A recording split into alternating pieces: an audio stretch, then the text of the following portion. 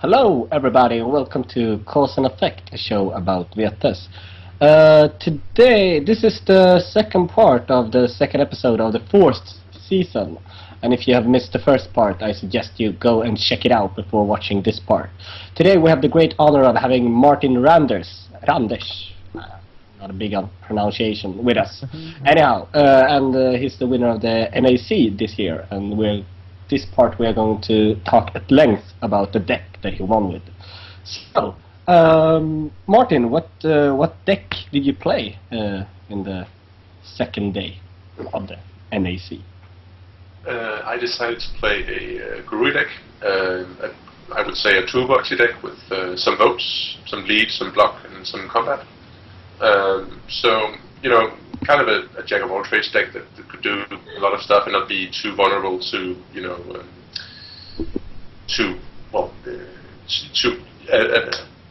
a misunderstood meta or something. Yeah. I just have to point out for the audience that the deck name of this deck is awesome. It's called, what is it called, Martin? It's called 3 Inches of Danish Steel. Yeah. What kind of joke was that? It's a penis joke. I like penis jokes. And for all our prude viewers, welcome to Scandinavia. Okay, leaving penis jokes. So, when I see this, there's one factor that I feel kind of impressed actually that you managed to win. You did not play any crypt acceleration and you did not play any bounce. That's true. I did play one black on them. I don't remember if I actually played it during the tournament, but no, it's. I mean, acceleration-wise, I agree that the deck should probably have some Silas. There are 5 founders of the Ebony Kingdom in the deck, though, so you do have some acceleration. It's not a lot. Yeah, after the first guy, you start getting acceleration. Is that one younger? Yeah, it is. So, but I mean, the only vampire that have duplicates in the crypt is Easy. So you really want to get him out because he's just so good. I think I talked to Randy about this, another Swedish player, and he thinks that when playing, you can get away with playing bigger vampires in the States without as much acceleration than you can in for example, Sweden, where you'll have more, you know, the other guys playing big guys will have acceleration and/or have decks that are using smaller vampires and being more aggressive early in the game. Okay, so that's another point of comparison between European and American meta, or was that between Scandinavian and American meta, or?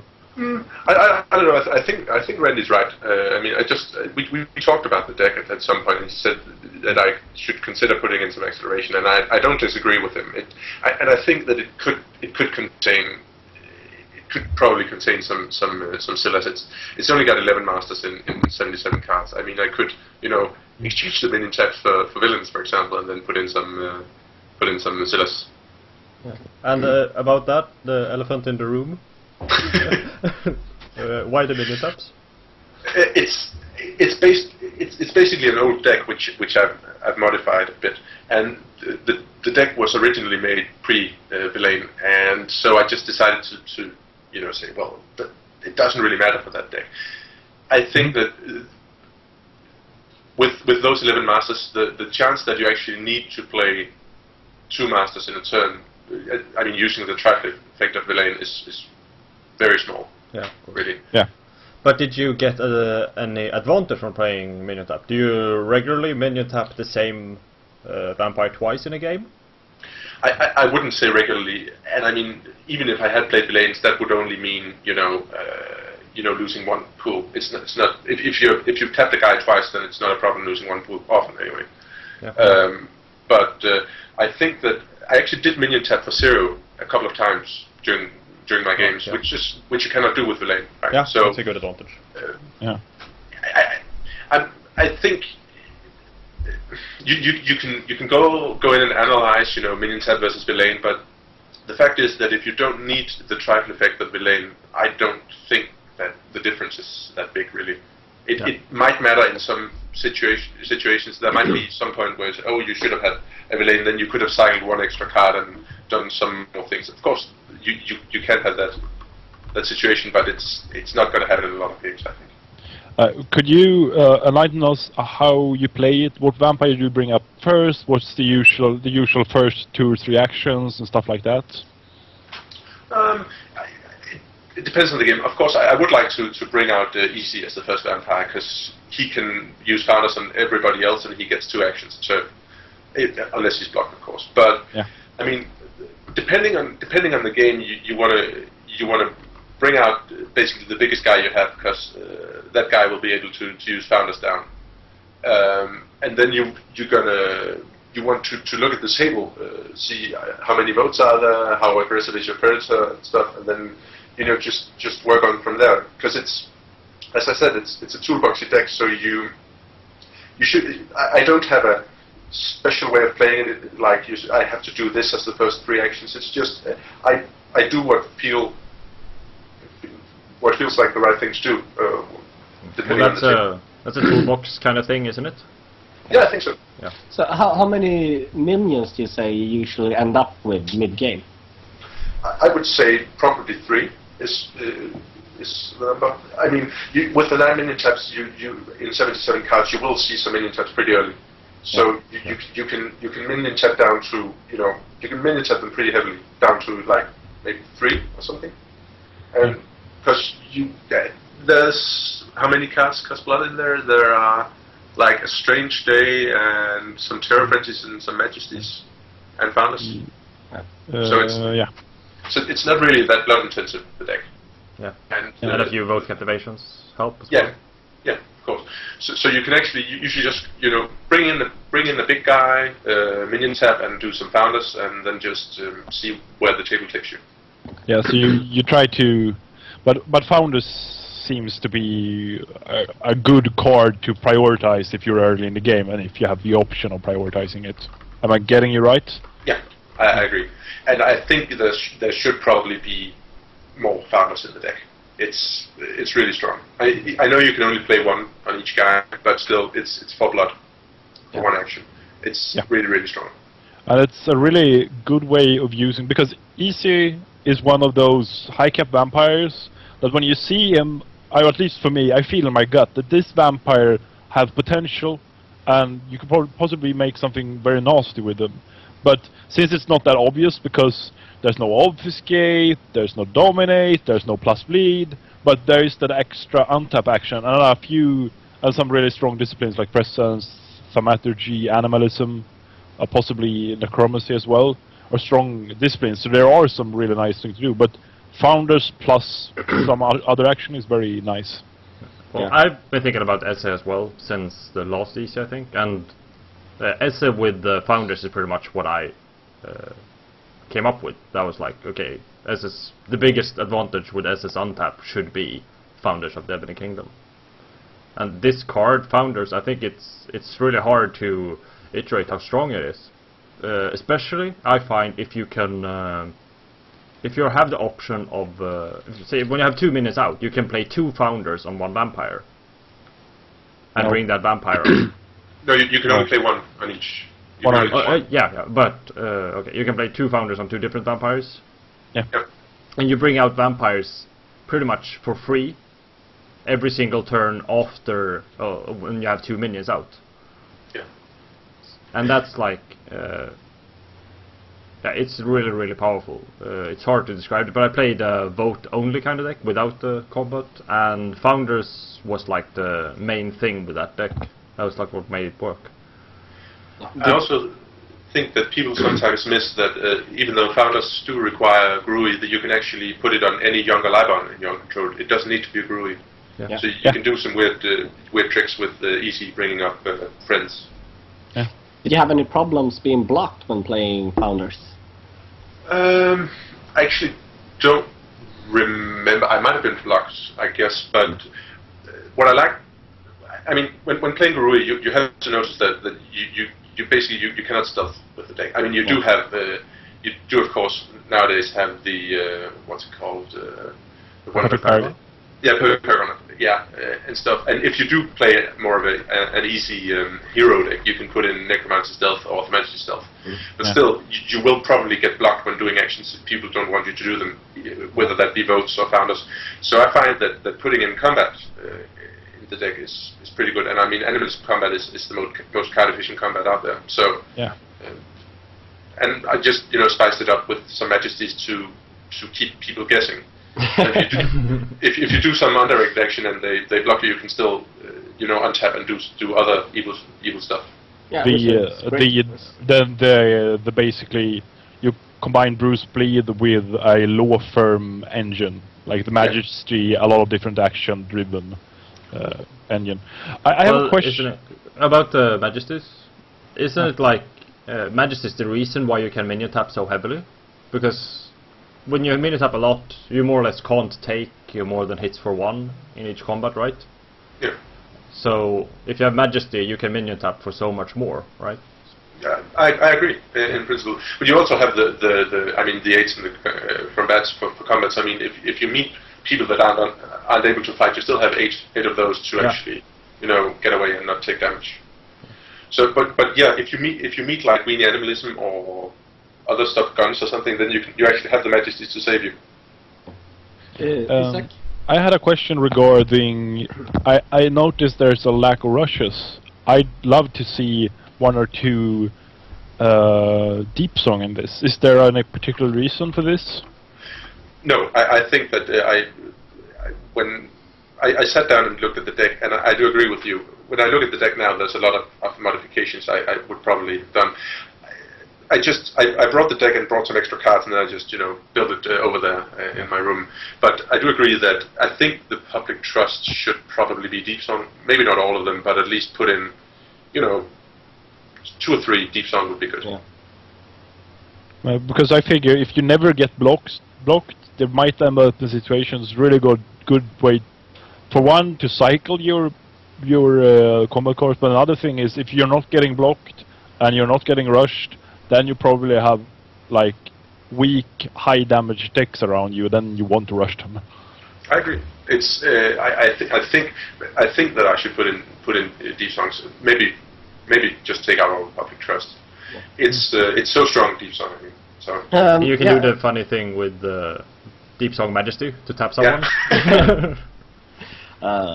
Funny. How many points do you had into the finals? I don't think we ever mentioned that. I don't remember actually. Let me just do. I think Extrala kind of. Yeah. You had 2 game wins, anyways. Yeah, 2 game wins, 7 VPs. Yeah. So that was. I think I got a VP in the first round, and then I got 2 game wins with. Yeah. I think I got 3.5 in the second round and 2.5 in the last round. As far as okay. So what would you say is the main strength of the deck? Well, I would say that if you compare it to say a law firm deck, which Isaac did at some point, I mean, you have the advantage that you don't have the second threats to block, but you have some sort of animalism package instead. But then you have the combat, which is better than the law firm. So people know that if a law firm takes an action and you can actually block it, then you probably won't get hurt at all. So you can do it even though you don't really have combat. Just punch for one, it won't hurt you a lot. This deck, on the other hand, if you just do block it, then you might actually just go to torpor. So I really like being able to. I like playing combat in my decks. I don't play pure combat decks, but playing around 20-ish combat cards seems like a good number, I think. So I like being able to actually hurt people maybe later in the game. I like to be able to hurt people's minions. That's not what you said, though. No. But is that because having a mid to late game Vampire and Torpor can be so game defining? Is that the issue, or is it that you want to be able to fight fire with fire when you end up in a situation where you face combat, or what's the general strategy with that particular 20 cards in some 75 cards ratio? I mean, if you meet dedicated combat, you're going to lose anyway. But what I like about having just a bit of combat in your deck is that as the game progresses, the minions get weaker. And when you enter the late stage of the game, then you can actually being able to torporize your Prey or Predator's minion can be game changing. Yeah. So this is not a deck that just torporizes its Prey's minions and then just hammers into him. It's more of a it's got the combat to keep people guessing. They don't actually know how much combat you've got, and you can survive blocking people and you can survive being blocked. Yeah. And you still have the ousting power of the votes and the bleed. Yeah, I think that's a main, a good strength of decks. Like seeing it like this and just meeting this, I would never like, okay, what's gonna happen every turn, because well, it's like a deterrent. The combat, a big way of it. Yeah. Maybe the combat would have been as good if Guru had obfuscate. No, I agree. I think people, you need some sort of. Your deck needs to have some way of dealing with people blocking it, right? So you can either, you can stealth, or you can fight, or you can do block denial, or you can swarm, or something. You have a lot of options, but you need to just doing like 2 or 3 actions at 0 or 1 stealth won't really get the job done. Yeah, absolutely. Okay, so what would you say is the main weaknesses of the deck then? During the Week of Nightmares, I played it, and I had a weird imitation Predator, and yeah, of course I didn't really have a game. It's just it wrecks you, and also it doesn't have that many votes. You have Easy, who has 3, and then you have like Ugacha and Super Ifa, I guess. You have. Super Ifa doesn't have any votes. Is Shimagachi? I think she's in Magaji. Yeah? I play her always in Magaji. My God, I'm wrong. I'm so sorry, guys. Back to your sandcastles, Isaac. No! So you do have some vote push. I mean, there are some Iron Glass, and there are the Perfect Paragons, but aren't there? Well, actually, the Guru Kulo as well. And a Kobo. So if you meet a lot of votes, or if you meet a very aggressive Predator, or if you meet a guy who rushes you and punches you, you have a problem. But I mean, again, as I said, it's a toolbox deck. So focused decks is a problem if they come at you strong, right? Because dedicated combat kills you, dedicated vote locks your votes down, and dedicated self-bleed just goes right through you. And a dedicated wall will be able to block you, though you might be able to outfight it. So. Okay. So. You need to play smart, or do you try to deal, or do you sit patiently for an oust, or how do you deal with when you get into a situation where you don't have many options? I think that when you have a situation where when you look at it and say, well, this is impossible for me, then you should always focus on surviving. I mean, if you survive, you can still get VPs, right? So try not to seem like a threat at all, which you probably won't if you're being hammered. But then again, maybe try to get your crushing bodies to help you. And of course, just note the fact that if your Predator is really killing you, then that guy will be the threat of the table. So you will probably not get any help at all, unless the table sees your deck as a bigger threat. But I mean, a deck like that is rarely seen as the big threat early in the game. Anyway, it's not tapping and capping every turn, and it's not beating for 17 at stealth, and it's not rushing. So it's just being a bit, I wouldn't say ridiculous, but yeah, just sitting there. You don't need to move forward fast with the deck, because you won't be able to actually oust your prey fast. It's not really possible. So just take your time, survive, and then at some point when the table has just collapsed just a bit, then put pressure on your prey. I see that you have a lot of political actions, but in comparison to the amount of votes you usually get on the table, it seems like most often you'll probably end up with only the 3 votes from EC, and that's it. What's your reasoning behind having a big amount of political action but few static votes? As I said, for one thing, I think that the Americans have a bit less vote decks. on the tables, just in general, than Europe. So 3 to 4 votes might put you, well, not necessarily give you vote luck, but put you in an okay position. And you also have to consider that when playing a 5-player game, then you might not be the guy with the vote luck, but it depends on how the votes are at the table, right? So I mean, if it's your cross-table buddies, then you can always deal with the damage. Put one on their prey. Most people will actually, go for a 3-1 where their prey takes 1 if you're not, ousting your prey with the action. So, in the finals, my predator actually, John, he had the vote lock. He got in Marconius and what's he called? Marconius and Anson and Gratiano. So he had 7 votes, and I didn't draw easy. So, so I don't think I actually passed the vote during the finals at all. But then again, they were safe discounts, so I just chucked them every time I had the option. This is a deck where I think Iron Glare is really neat and seems to work really well. Yeah. Because of what you just talked about, this if you just like vote like by 3 to 12, which at least here in Sweden is facing 12 votes is not uncommon at all. No. You can just like whatever, I just bleed with Iron Glare as well. So I like that. Yeah. It's a good toolbox to carve for this deck, because usually Iron Glare end up being only a bleed modifier or only a vote push. Yeah, it's such a strong card, I think, because I enjoy cards that have 2 options to use, especially when playing toolbox decks. I love it. They're so good.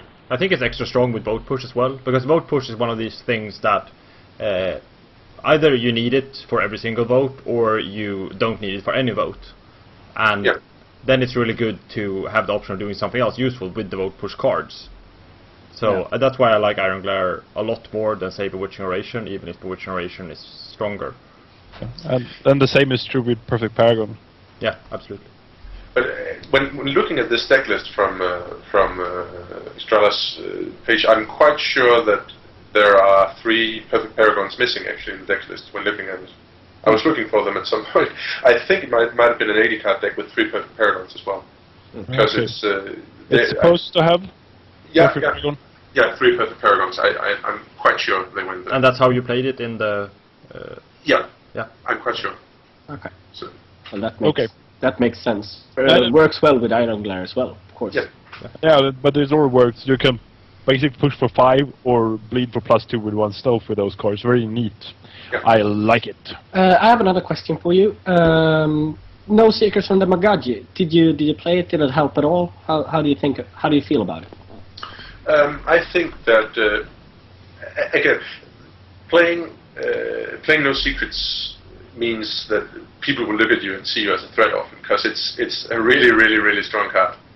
Yeah. Okay, so I don't stack 3 Raven Spies and a No Secrets and a sniper rifle stuff, but still, it's the No Secrets really makes people look at your deck like a threat. So I put 1 in the deck because it's a strong card, but it's not a No Secrets deck.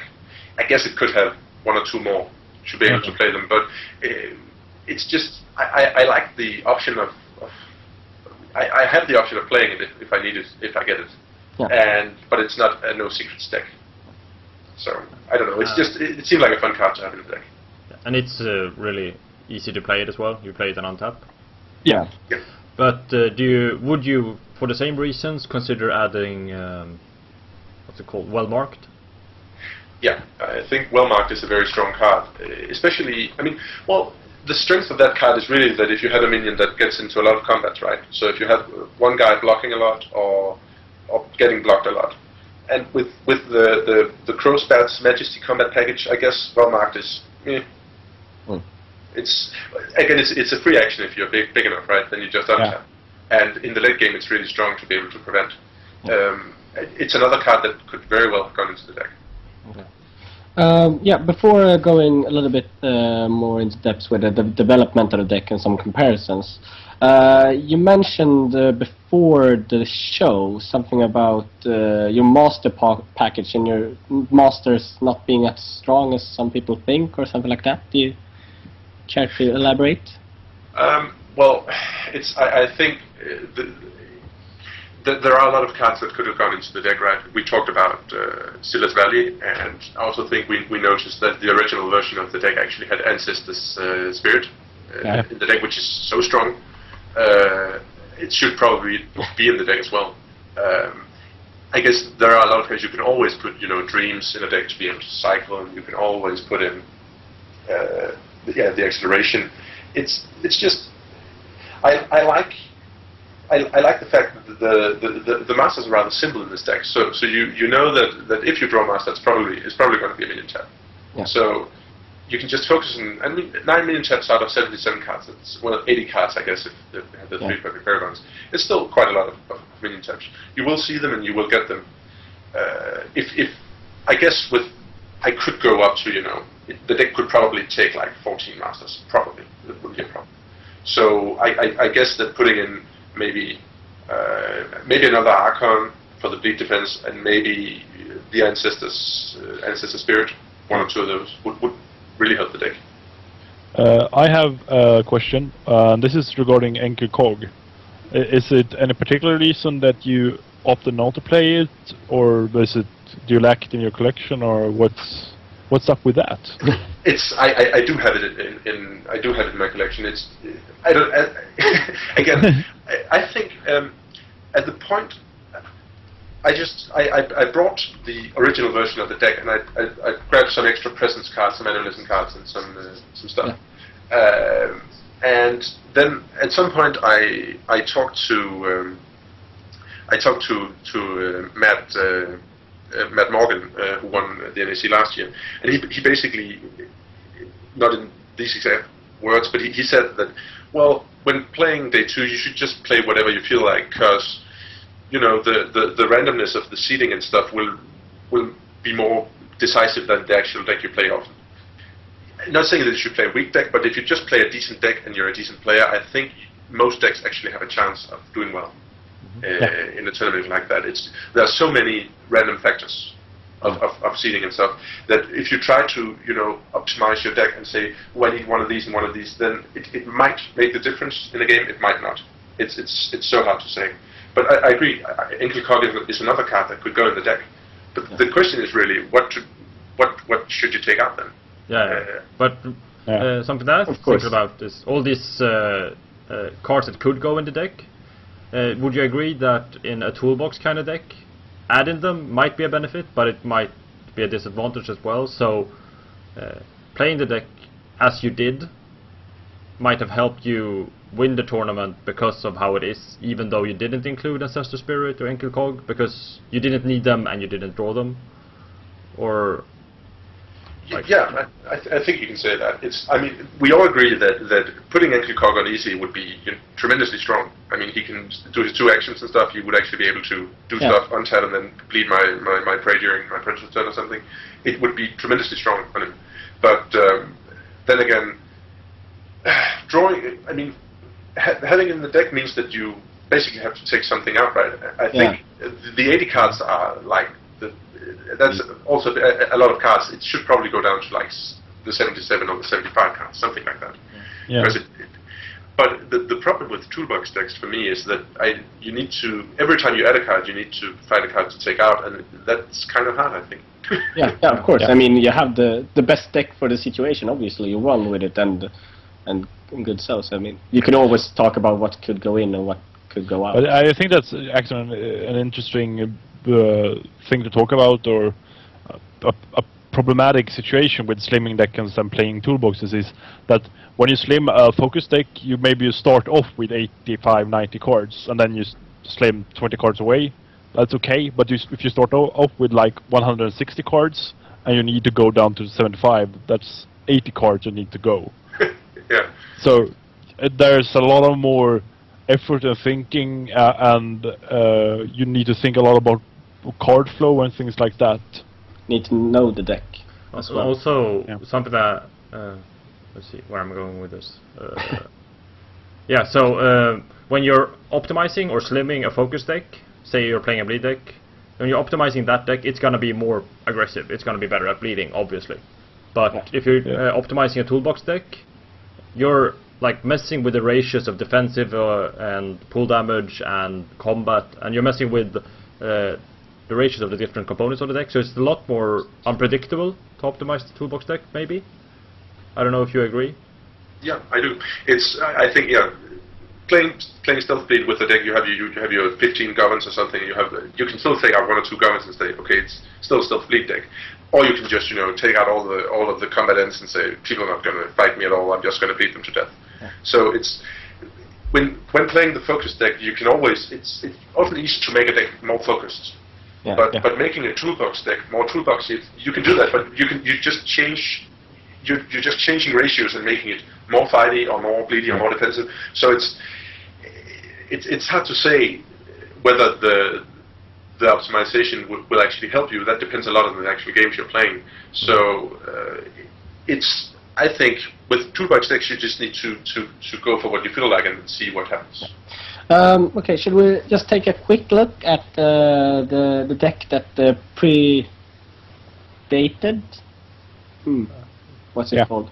The predecessor of this deck, and see what you changed. Adam? Yes, I'll bring it up. 1 second. 1 second's passed. Okay, there are very long seconds here. The second has my second. Is it because of the metric system? Yes. Yes. Brett. Okay, so here we see some changes. Martin, do you wanna? Well, I think the most. I mean, we have a different master package, right? So a bit of you have the. I mean, you have less minion tap in a bigger deck. It's a 90 card deck, as far as I remember, because at that point in the game, how much does it predate the deck that you played in the NAC? Well, I looked at the timestamp of the file containing this deck, and that said March 2010. It might be older than that, but it's at least that old. Okay. So at least like 2.5 years old. Yeah. And I think the main differences are, I mean, the combat is only aggressive, right? It's just 8 for bats carrying gross turrets. Cool. So I think I built that deck with the intention that it was to be a Bruce like a Bruce vote deck, just being able to go out and do evil stuff. And so the combat was more aggressive. Yeah. The masters are a bit different, less minion taps, but a couple of blood dolls for some reason. Well, yeah, it's. I mean, for the smaller guys, the blood dolls might be okay, and the ability to actually put back blood is pretty strong as well. Okay. It has kind of, I mean, yeah, the legendary vampire is kind of prairish, right? How you going to draw it? It's, I mean, legendary. It's a card you style play 0, I guess 4 or something. You shouldn't play 1. The hunting ground is actually really good. I mean, it only costs 1 pool, the Guru hunting ground, but you cannot give to non-Guru, which isn't the problem, and you cannot give to empty guys, which it can be a problem. But again, a hunting ground for 1 pool is pretty good. But yeah, it just didn't make the cut. And then the rumor mill that was more intercept, but then again, it costs blood every time you use it, so it just went out. Yeah. It feels like the biggest change that you made is make the master package neater. Yep. You reduced some combat, some aggressive combat for Majesty. Yep. And you reduced the action modifier package somewhat. Yeah, quite heavily, I think, actually. Yeah. This is 19 action modifiers, so. And you made it more toolboxy. Changed Bewitching Oration for Perfect Paragon. Yeah. Had a few bolt capitulations and such. Something that interests me is that you played with Terra Incognita. Yeah. I haven't played with that card, so I'd be really glad to hear your thoughts on the card in general, and why you stopped playing with it. I think I feel like it's kind of like 2 wrongs. I mean, in principle, it's good. The ability to actually cancel a bounce seems really, really strong, and Terra Incognita can actually also reduce a bleed by 1. But then again, it's also a card that you tend to just you have it in your hand and you look at it and you don't know when you're actually going to use it. Yeah. Because if you have a bouncy predator and a bleedy grand predator, then you actually might get to use it. But in a lot of other cases, then it's just going to be a card in your hand which you look at a lot of the time. A dud. Yeah, a dud. And I mean, I think I included the card because I like the effect but it didn't make the cut in the toolbox deck. I don't think it's not a super strong card. It's not totally weak, but it's It's one of these cards that you eventually like. Okay, no, I'm gonna play with this other card instead. Yeah. Orc Investigation. It's like that's also one of the differences. No Terrangonita, but Orc Investigation is. Yeah. Okay, so Isak, I mean, you have prepared a comparative. Comparison. Yeah, comparison. Okay. Sorry. So this is one of the finalists from the Swedish ECQ this year, which performed really well. It got 1 VP and was in the heads up, but eventually lost. So this is more EC focused, and sidekicks are Nanaburuku, Ugaja, and Sobaifa. So it's more focused on boats and fat guys. Who played it? Norbert Flasco, and I believe he is inspired by or got the idea from Martin Major. I think he actually said that it's identical, save for 1 or 2 cards. Okay, so he's very inspired by Martin Major. So Martin Major playing this some tournaments in Hungary, and Norbert Flasco playing this in Sweden and possibly in UK as well. So this is a lot more focused. It got the stuff that you talked about, Martin, the Call of the Hungry Dead, the Ankle Cog, Mirror Walk, Perfect Paragon. So this is a lot more stealth heavy and easy heavy. You have the magic of the Smith as well. Yeah. And if you look at the master package, it's big. Yeah, it is. But then again, you had 3 Nana, right? And you have 7 tribals or something. The 6 villains in the point of view. Yeah. So, yeah. But there's no crypto acceleration. Not besides the founders, no. But I think, as you said, this is more of an easy deck, right? Because you have a lot of cards that are actually only playable by easy. You have the magic, the call, the mirror walk, the ankle cog, I guess. Ugaja can have it as well, but it's Finn as well. Yeah, it's true. But it's probably going on easy, right? That's the point of it anyway. Yeah. He has some equipment as well, which is really strong with the magic of the Smith. Because I mean, easy can. With that stealth package, then the 3 magics are almost secure, right? With the 3 stealth on the action. And then you have the untap. So I guess that getting the heart early means that you can really cycle into the cards you need and then just go for it. Yeah, and having excess Ankle Cog and having excess monsters and stuff like that isn't the biggest issue. And this deck really utilizes Sense the Savage Way, which it's got 10 of, and that is, I guess, to untap and attempt to block with 0 intercept to get to be untapped. I guess it's for blocking as well, but to make Ankle Cog actions possible. Yeah. I think I saw him use it like when Prey takes stealth action undirected, he just plays it to untap, and then later on uses another Sense the Savage Way to gain intercept on another action. You can use it for that as well if you want. I think I would prefer just a couple of changing just a couple of them for Cat's Guidance or something. It's just to have a bit of. But still, the point of the deck isn't necessarily to block, right? It's just to to untap and do the cog action, and you also have the majesties. If you actually get to block people, you can still untap. But it does not have combat like your deck does. No, it doesn't. So when people play against this, they will probably realize pretty early that, well, you do have the Ivory Bow, I guess, but it's when they know that they can actually block the deck without risking anything. So what you basically know is that since Easy doesn't untap if he's blocked in the first action, then you really want to go for blocking his first action, right? And if you do that, then I guess the deck. Well, you do have the Majesties to untap, and you do have the stealth, so it seems like a strong deck, and I like the Narrow Minds, which should probably be in my deck as well, because it's so good when you don't bounce.